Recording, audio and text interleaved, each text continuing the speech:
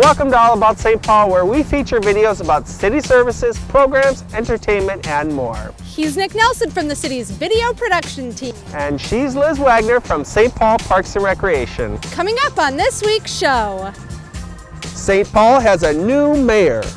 Get in shape for the new year. A fearless fighter is honored by the city. Libraries and schools challenge kids to read brave. And ice baths will rise in Rice Park. We'll have all of those stories and a lot more on All About St. Paul.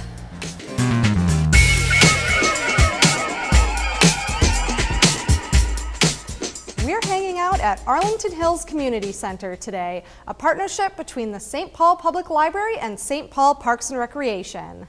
Located at the corner of Payne Avenue and Maryland, Arlington Hills opened in 2014. Along with the endless programming available, the Arlington Hills Community Center also features a library, meeting spaces, a community learning lab, and the Createch Studio, a space for youth to exercise creativity through technology. And of course, there's the gyms and the fitness rooms. Now, the city has lots of ways to help you keep your New Year's resolution to stay fit and active. We'll find out more in just a bit. But first, to our top story. For the first time in 12 years, St. Paul has a new mayor. Melvin Carter III officially became the 54th mayor of St. Paul as he took the oath of office on January 2nd. The ceremony took place at Carter's alma mater, Central High School. Here's just a bit of Mayor Carter's inaugural speech. We have work to do to fulfill St. Paul's promise for every person in every part of our city. That work will center around three pillars: public safety, education, and economic justice.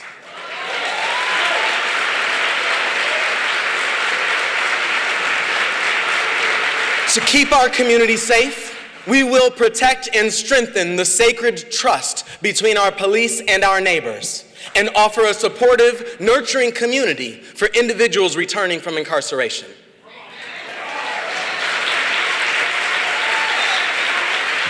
To prepare our children for the future, we will build stronger partnerships between our schools, libraries, and rec centers, provide jobs and summer programs for our youth, ensure a strong start for our youngest children, and help families meet their goals. And we will invest to create jobs and opportunity in all of our neighborhoods, to ensure dignified housing, and to equip families with tools to turn income into wealth. You can see the entire inauguration ceremony here on the City Channel, daily at noon and 10 p.m. You can also watch the event on our YouTube channel at youtube.com/stpaulgov. If your New Year's resolution includes working out more, St. Paul Parks and Recreation has you covered. Let's go to Nick to find out more. With me now is Katie Foss of St. Paul Parks and Rec, and she's going to tell us about a few of the great programs to help us get active. Katie, what is Express Fitness? Express Fitness is a program that we offer to try and get people in our doors to get active, just to get in some fitness classes.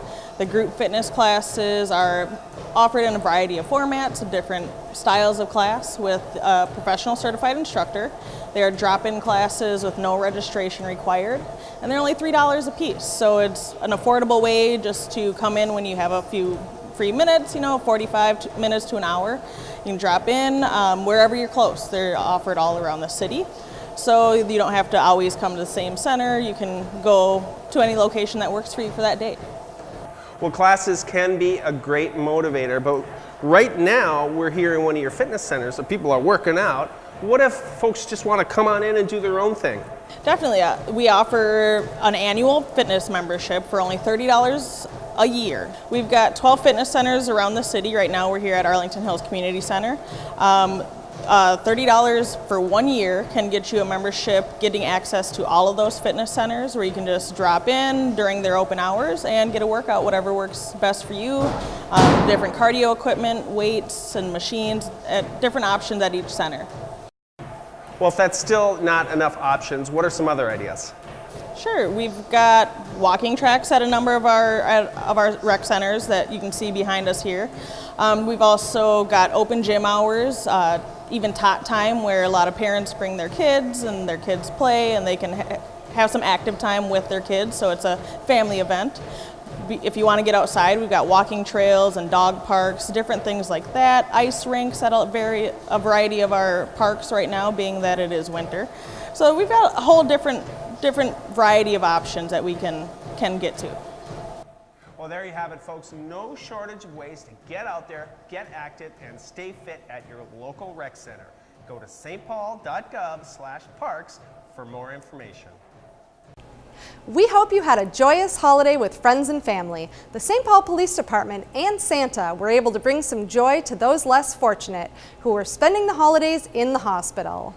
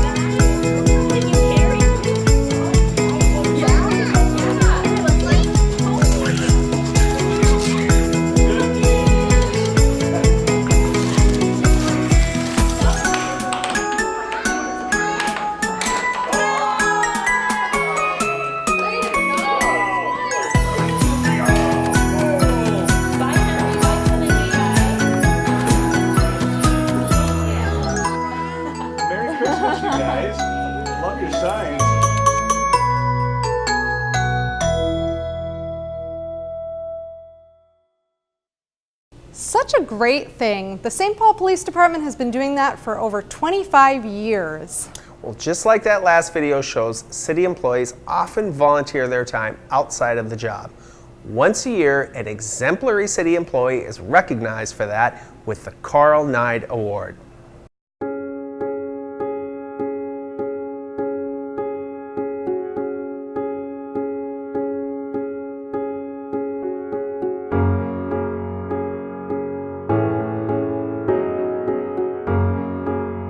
I've had the opportunity over the last 12 years to help present the Carl Knight Award, and then of course as a council member for 6 years also participated in this process. And it's really been fun to see the variety of incredible public employees that have worked for the City of St. Paul and what they do, not just in their day job, but what they do all across their community to improve their community, to make it better, to invest in it, to give of themselves, of their time.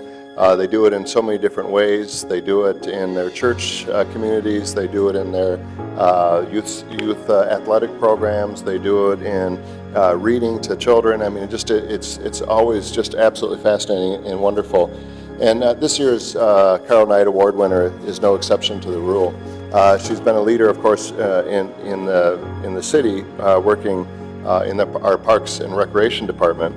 And we're glad for her work there, but it's really her work in the community that inspires us and that I think takes her leadership level to one that needs to be recognized.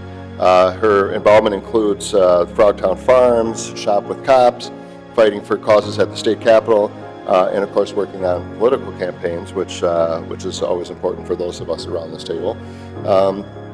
But she's also been a real champion in the fight for equal justice for women, for people of color, for members of the LGBTQ community, and it's just she's a tireless advocate for that work. And I think that, as we all know, and I think everyone around this table is committed to, the work that we have to do around equity for everyone in this community, I think has to rise to the top of all of our lists as we go forward. And of course, she's been an active member in AFSCME 1842. I can't remember exactly where it was the first time I had a conversation with Tabitha, but I just remember thinking, is there going to be an end to this sentence? I couldn't quite tell. And I was also wanted to make sure that she was still breathing, but beyond that, I don't know if I've ever met a more fierce advocate for justice here in St. Paul. particularly on behalf of marginalized groups and communities. And we're so lucky to have you be a city employee and just to have you as a community member as well. So congratulations. I came up with a little list of descriptors: fearless, frog towner, and fighter. So hopefully that sums up at least part of Tabitha, but congratulations, and we're lucky to have you. Thank you so much, and come on up. It's great. I'm a frog towner, I'm a trade unionist, and this is really an honor. But broader than that, like, I'm a working class person. And when we think of the working class, these are the people who make every single good and therefore create all wealth. These are the folks who provide every single service, public or private. These are my AFSCME coworkers. These are the folks who provide safety to our city, whether that is DSI, who plow the streets today, and safe drinking water. And these are the people who raise our children, whether that's in schools, recs, libraries, sprockets after school programs. These are the folks that do the work, and these folks need a voice so that we can hold ourselves and others accountable. Working people are going to win this. We're going to prevail. And there's a lot of sadness in our country, nationally, with politics right now. There's a lot of hopelessness. This tax bill. But this is the time. So Americans, we didn't do a lot. We kind of sat around since civil rights, reaping the benefits of the 90s. And those times are over. Highways are being shut down. People are calling out sexual harassers. We're actually talking about the causes of poverty and oppression, not just the symptoms. No more Band-Aid programs that deal with symptoms of poverty and social issues that come out of poverty, but actually getting to the root of what capitalism does as an oppressive system. And we have all these folks interrupting, calling out harassers. The strike is back. Workers are taking to the streets. People are interrupting meetings just like this, which makes it difficult for y'all. There's a lot of interrupting going on.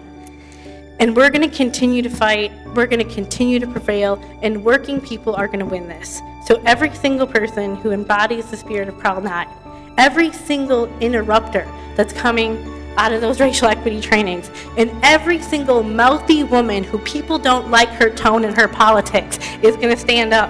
And workers are going to win this, no matter who our elected officials are in this country right now. So again, thank you for letting me not breathe during sentences and for giving me this award. Thank you so much.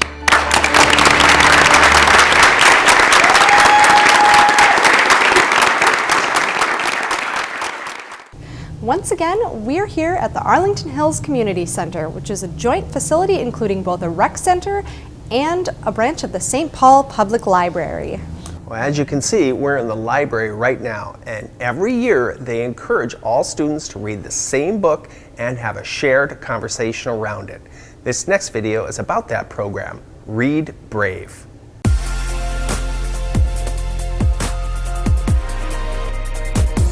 So the Read Brave program is a one-book project where we try to get as many teens and adults in St. Paul to read the same teen novel. And we do this in order to have them have a common way to talk about an issue that's important to teens. So we want them to be able to have discussions about things that might be hard to talk about otherwise, but they're able to talk about it because they're talking about a book. The best part about Read Brave is that it gets students reading and talking about a book, and specifically a book they can relate to. The issues, some of them are maybe a little dicey, but they're things that all students, all young people face, and so it gives them a safe place in which to talk about it. If many people read the same book, and so you can share the idea, and if you don't understand some part, you can ask your friend or ask the teacher, and yeah, it's very fun to read a book. I really like this program because it's quite different what you do read by yourself and alone. You don't have, even you want to talk about the book with someone else, but you don't have anyone else to talk. Instead, when you got a bunch of people that are reading the same book, you kind of get into, into a discussion group. First of all, the book was very exciting, and when we read together, we discuss together, and that's very helpful. It made me like understand and get into the book more than when I read by myself. Having Shadow Shaper chosen for Read Brave was a huge honor. It's clearly a program that really takes a holistic approach to reading and to understanding books and to getting kids involved with reading and young people invested in the book. So what I love about Read Brave is that it really is about getting young folks to understand the work, to be in conversation with it, and then get to be in conversation with, with us, the authors, which is really cool. Watching the engagement between the author and the kids is my favorite part of this program because I get to see the teens make that connection of that this is a human being that created this book, that this book was made by somebody who really understood teens, understood teen issues, and they're not really afraid to talk about it. Today, I had a girl come up to me and she just said straight out, she just said, "You've inspired me, I'm gonna write a book now." And it was so simple and straightforward, but that's exactly what, all that I want to do, like all that I hope to do with this visit is like get people to tell their own stories. And if they read Shadow Shaper, even without having met me, and see themselves in those pages on some level and feel like that their story matters and they can now tell their story somewhat more because of that, then that's mission accomplished. Well, Liz, we have yet to have that first big snowstorm, and since it's been a while, we could all use a refresher on snow emergency rules. This short message explains both night and day plow routes and can help you avoid a costly tow. A snow emergency is usually declared after snowfalls of 3 inches or more, or an accumulation of 3 inches over several days. Public Works typically announces the snow emergency no later than 3 p.m. This means that all residential streets will be plowed. It's important to know that parking is banned on snowplow routes until the snow is plowed all the way to the curb, and tow trucks will remove vehicles parked on plow routes. Here's what you need to know to avoid a tow. All streets are either a night plow route or a day plow route. Starting at 9 p.m. the night a snow emergency is declared, all night plow routes will be plowed to the curb. These streets are marked with signs that say Night Plow Route, and one side of north-south residential streets are marked with signs that say Night Plow Route this side of street. Day plow routes don't have signs. They are east-west residential streets and the side of the north-south streets without Night Plow Route signs. These are plowed after all night plow routes have been cleared, which is usually around 8 a.m. the following day. To stay informed of snow emergencies, sign up for Snow Alert at stpaul.gov/snowalert and receive an email and/or text message when a snow emergency is declared. Call the 24-hour snow emergency hotline at 651-266-PLOW or follow us on social media. Well, a surefire way to keep track of all that and not get towed is with the city's winter snow parking app. Search St. Paul Winter Snow Parking in the App Store or on Google Play. The app is free and will alert you when snow emergencies are declared. The app features a GPS map showing where you can and cannot park during all phases of the snow emergency and tells you when to move your car. Well, one more note before we go. The St. Paul Winter Carnival has announced that there will be an ice palace in St. Paul. The 7-story ice block structure will rise from Rice Park in the heart of downtown, so stop by and check out the progress. And stay tuned to All About St. Paul for coverage of the construction and lots more on the St. Paul Winter Carnival.